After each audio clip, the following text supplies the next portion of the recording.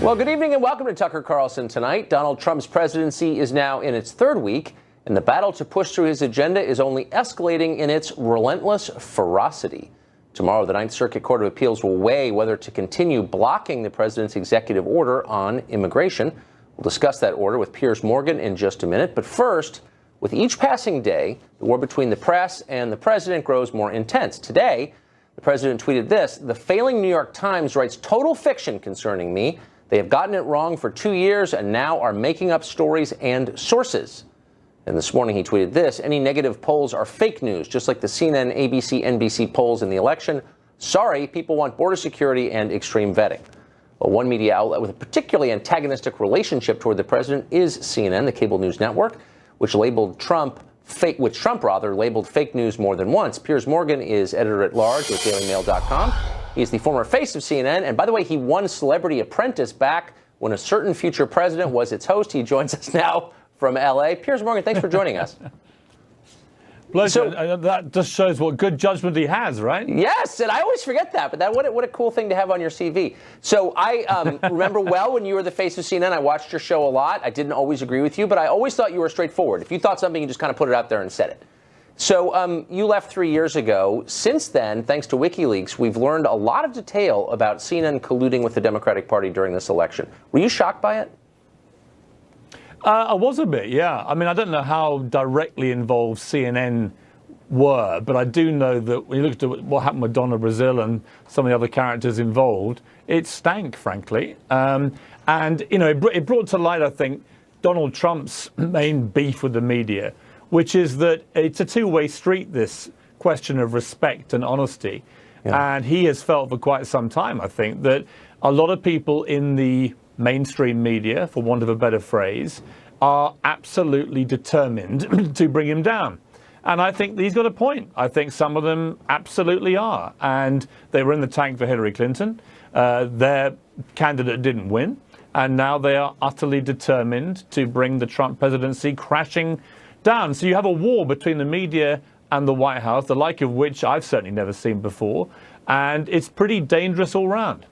So I think there's a difference, though, between having a perspective and stating it clearly, as you do, as I try to, and in a subterranean way that's cloaked from public view, coordinating with the political party. So we learned in WikiLeaks the Donna Brazil story, as you know, where she got the debate questions ahead of time. We also found out that the DNC research director was consulted by CNN for questions to ask Ted Cruz.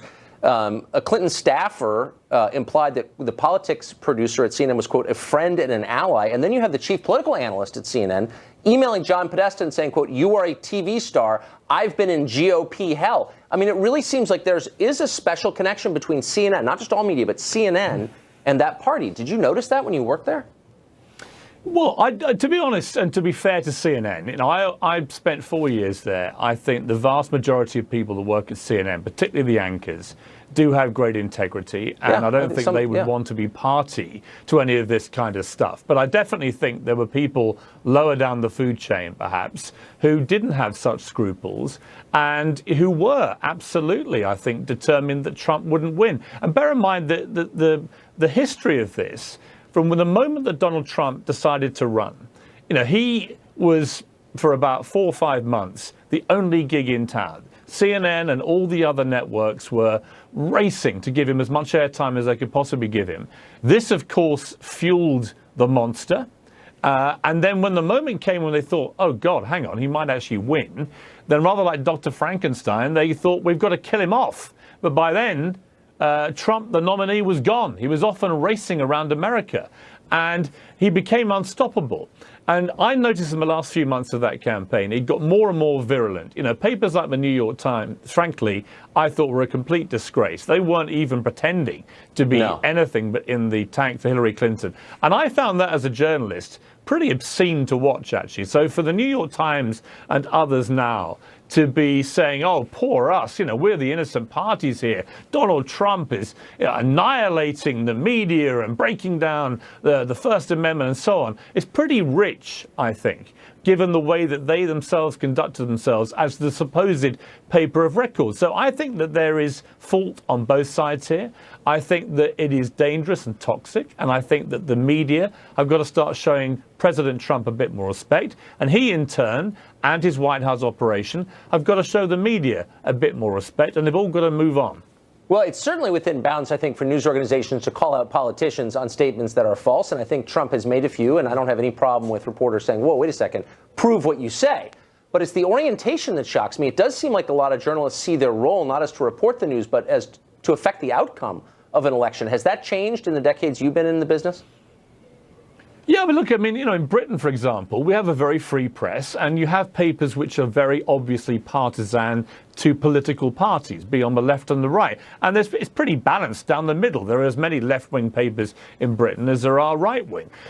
In America, what I don't like is this pretense from papers like the New York Times that somehow they are completely beyond any reproach when it comes to their coverage, that they are completely neutral. They're not neutral. I remember in the middle of the campaign picking up the New York Times and reading it from cover to cover. There were 11 different stories and letters and comment op-ed pieces about Donald Trump in that one edition of the New York Times. Every single one of them was hostile to Trump, including 4 out of 4 letters. Now, come on. That is not a coincidence. And I think what you're seeing generally here what we're seeing in Britain with the post-Brexit, Britain leaving Europe. Right. Now, look, I did not vote Brexit. I voted to stay in Europe. I thought it was a mistake. But I've always been of a firm belief you have a free democratic election in a free democracy, be it the Europe referendum in Britain or be it the US election here. And if somebody wins, they win.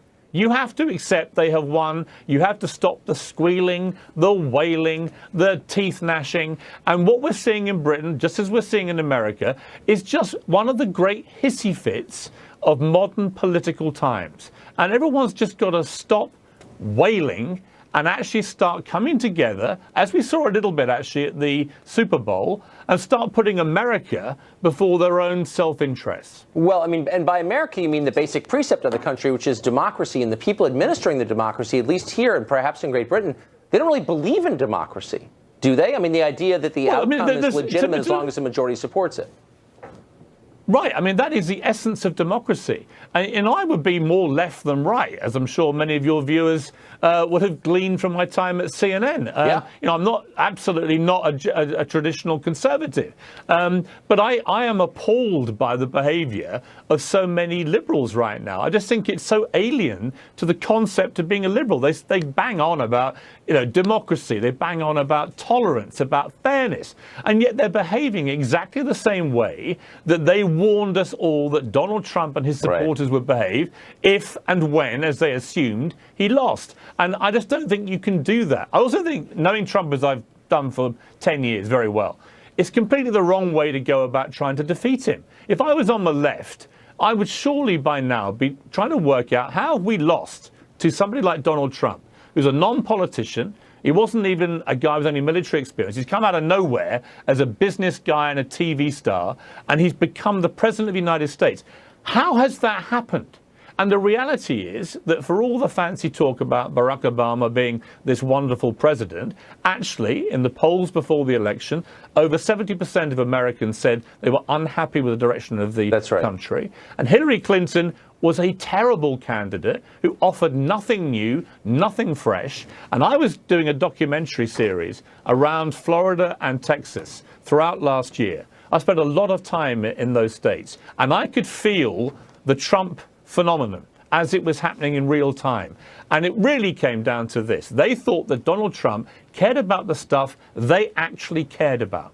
And that's how he managed to resonate. And he won. And he won fair and square. So my message to the left is, if you want to try and beat Donald Trump, then do it democratically and stop trying to delegitimize him. Stop trying to make every tweet, every statement, every comment he says the Armageddon of the world, and just try and apply some rational political common sense to defeating your opponent.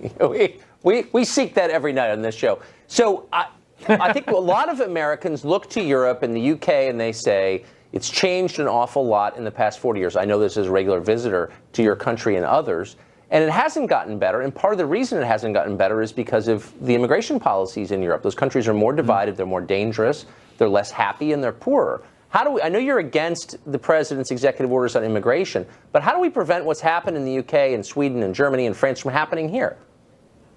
Well, let me first of all say that I absolutely agree with Donald Trump that the threat from Islamic terrorism is very real and very dangerous. And he's quite right to cite what has happened in Paris twice, in Nice, in Brussels, as examples of where the massive amount of migration through Europe has created a lot of turmoil, a lot of unease, a lot of insecurity amongst the people, because no one's really quite sure who all these people are, where they're coming from, what their motivation is. So Donald Trump is absolutely right, I believe, to want to protect America as his #1 mission statement right now. And he's absolutely right to say that Islamic State presents a real and very dangerous threat to America. And he's absolutely right, thirdly, to look at what's happened in Europe and say, how do we avoid what has happened there, particularly in, say, Germany, with 1 million people being led into the country and then all hell breaking loose? How do we stop that coming to America?